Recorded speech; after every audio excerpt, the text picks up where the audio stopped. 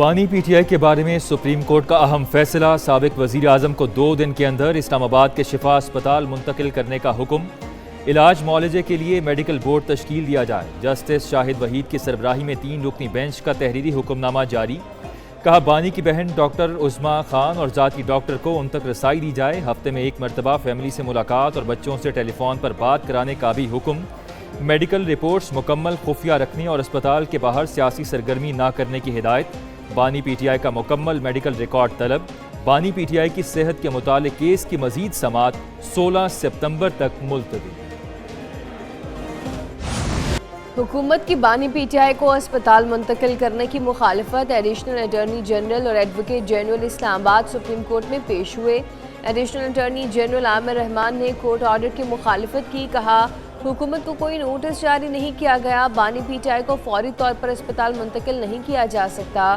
Justice شاہد وحید نے remarks دیے، اگر ان کو نوٹس نہیں دیا تو وہ عدالت کے سامنے کھڑے ہو کر بات کیوں کر رہے ہیں؟ ایڈوکیٹ جنرل اسلام آباد نوید ملک نے کہا بانی کی بہنوں کی 3 سال میں 48 ملاقاتیں کرائی گئی۔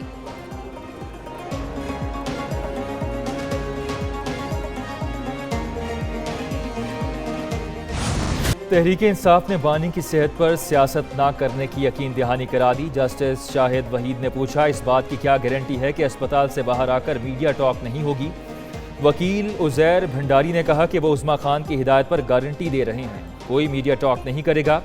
ایڈوکیٹ جنرل اسلام آباد بولے بانی سے ملاقات کے بعد میڈیا سے بات نہ کرنے کی یقین دہانی پہلے بھی ہوئی لیکن اس پر عمل نہیں کیا گیا، اگر کوئی قانون کی خلاف ورزی کرے گا تو ملاقات نہیں ہوگی۔ جسٹس شاہد وحید نے ریمارکس دیے، اگر وہ قانون کی خلاف ورزی کریں گے تو کیا حکومت بھی کرے گی؟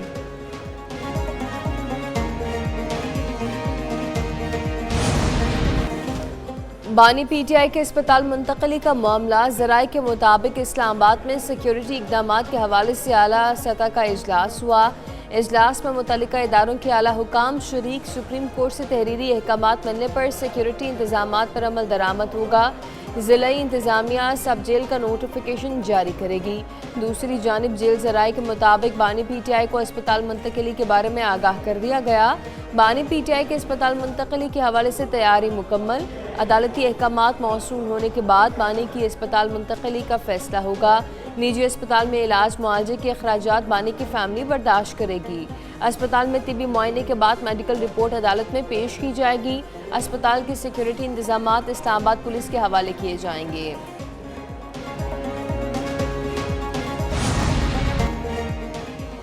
پی ٹی آئی کا بانی چیئرمین کی اسپتال منتقلی کے سپریم کورٹ کے فیصلے کا خیر مقدم۔ چیئرمین بیرسٹر گوہر نے کہا کہ بانی پی ٹی آئی کو اسپتال منتقل کرنے کے عدالتی حکم پر عمل درآمد ہونا چاہیے۔ بانی پی ٹی آئی کے مکمل میڈیکل ٹیسٹ اور مناسب علاج کا مسلسل مطالبہ رہا ہے، بانی پی ٹی آئی کو فوری اسپتال منتقل کیا جائے۔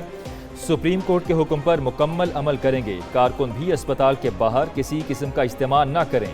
وزیر اعلیٰ خیبر پختونخوا سہیل آفریدی بانی کو عدالتوں سے ریلیف کے لیے پر امید، کہتے ہیں کہ بانی پی ٹی آئی کو عدالتوں کے ذریعے رہا کرائیں گے، عدالتوں کا کام انصاف دینا ہے، چاہتے ہیں مزید انصاف ہو۔ بانی پی ٹی آئی پاکستان کے مقبول ترین لیڈر ہیں۔ سپریم کورٹ کا فیصلہ آزادانہ ہے، مشیر وزیر اعظم رانا ثنا کا بانی پی ٹی آئی کے متعلق عدالتی فیصلے پر رد عمل، کہا عدالت میں جو بھی حقائق پیش کیے گئے ان کے مطابق میرٹ پر فیصلہ کیا گیا۔ پی ٹی آئی نے دیر کی، یہی ایک قانونی اور سیدھا راستہ تھا، اگر پی ٹی آئی احتجاج کے بجائے قانونی راستہ اختیار اور عدالت سے رجوع کرتی تو یہ ریلیف پہلے مل سکتا تھا۔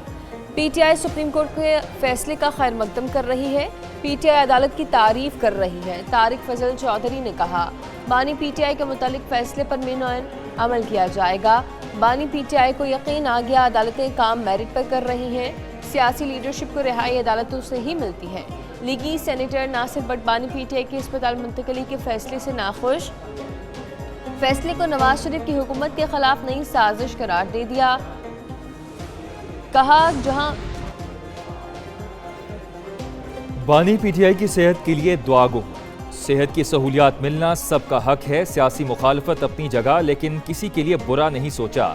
سینئر وزیر سندھ شرجیل انعام میمن کی میڈیا سے گفتگو، کہا ایم کیو ایم کی سیاست ختم ہو چکی، جان بوجھ کر اشتعال دلانے والی زبان بولی جا رہی ہے، ایم کیو ایم رہنماؤں کو ان کے لہجے میں جواب نہ دیں، ایم کیو ایم کا مقصد لسانیت پھیلانا ہے، ہم تحمل کا مظاہرہ کر رہے ہیں، ایم کیو ایم اپنا مطالبہ اسمبلی میں لے آئے، فیصلہ ہو جائے گا، نئے صوبوں سے متعلق فیصلہ پارلیمنٹ عوام نے کرنا ہے، نئے صوبوں کے قیام کے لیے آئین میں طریقہ موجود ہے، کوئی بھی شخص آئین سے اوپر نہیں جا سکتا، قانون سے بالاتر ہو کر کوئی بھی فیصلہ نہیں کیا جا سکتا۔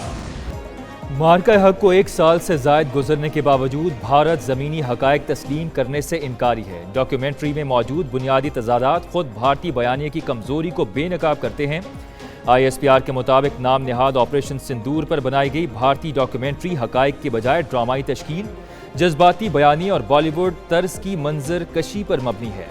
منتخب انٹرویوز اور سینیمیٹک ریکنسٹرکشن کے ذریعے آپریشنل حقائق اور نتائج کو اپنی مرضی کے مطابق پیش کرنے کی کوشش کی گئی۔ بھارتی ڈاکیومنٹری نے 16 اپریل 2025 کے آرمی چیف کے خطاب کو 22 اپریل کے پہلگام واقعے سے جوڑ کر بے بنیاد سازشی بیانیاں گھڑنے کی کوشش کی۔ بھارت کا دعویٰ ہے کہ پہلگام کے 3 مبینہ ذمہ دار 28 جولائی 2025 کو مارے گئے، یعنی نام نہاد آپریشن سندور کے 82 روز بعد۔ اگر مبینہ ذمہ دار 28 جولائی کو مارے گئے تو بھارت واضح کرے کہ 7 مئی 2025 کو کس کو سزا دینے کا دعویٰ کیا گیا تھا۔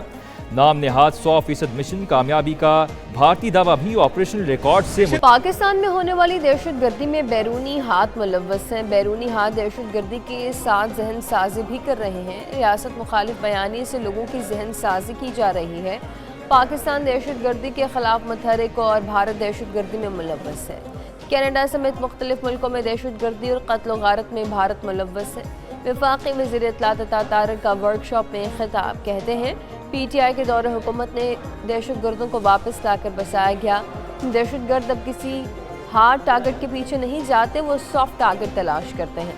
پاکستان دنیا اور دہشت گردوں کے درمیان ایک شیلڈ ہے۔ کلبھوشن یادیو کو بلوچستان سے پکڑا، وہ وہاں کیا کر رہا تھا؟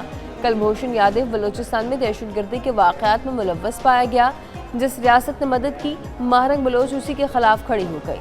مہرنگ بلوچ کو دھرنوں کے لیے بیرونی فنڈنگ ہوئی۔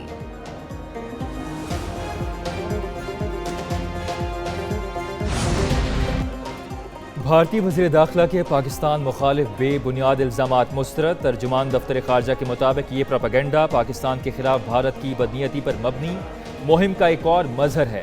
پروپیگنڈا کا مقصد بھارت کے اندرونی سیکیورٹی مسائل سے توجہ ہٹانا ہے اور محدود سیاسی مفادات کے لیے پاکستان کو مورد الزام ٹھہرانا ہے۔ بھارت اندرون ملک ایک جابر ریاست کے طور پر اقلیتوں پر مبینہ طور پر سخت مظالم ڈھا رہا ہے۔ بھارت اندرون ملک ایک جابر ریاست کے طور پر اختلاف رائے کو دبا رہا ہے۔ بیرون ملک بھارت پر دہشت گردی برآمد کرنے اور دہشت گرد عناصر کی معاونت کے الزامات بھی عائد کیے گئے ہیں۔